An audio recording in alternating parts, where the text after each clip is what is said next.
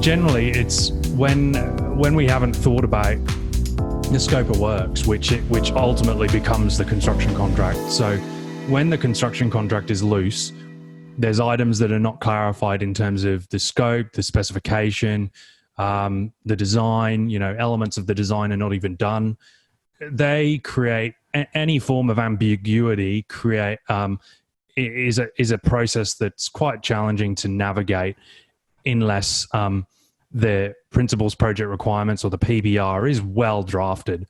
So typically, if I get engaged to look at a job to do superintending and I'm being brought in after, say, the BA is probably nearly approved, the building approval, the first thing I'll say is, okay, do you have a construction contract and do you have a principals project requirements?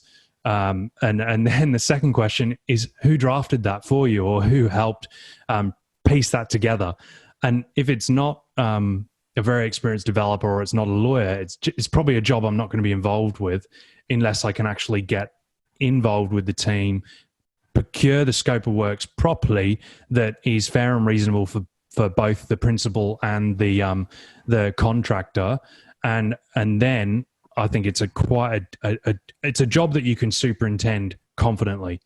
So yeah, when I look at jobs, if there's any sense of ambiguity, it's basically a risk for my service to be involved in that, because I know that I'm going to be certifying or going through a process of assessing this ambiguity during the process of construction. So yeah, I think it's just getting your PPR and your construction contract watertight.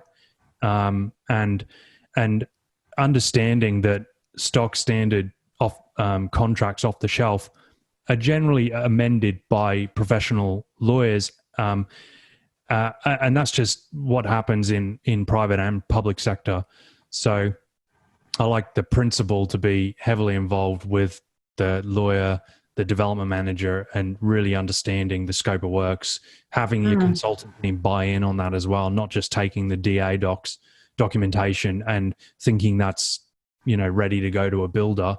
There's a lot more work after a DA approval to actually explain what the project is, to have it ready to be priced.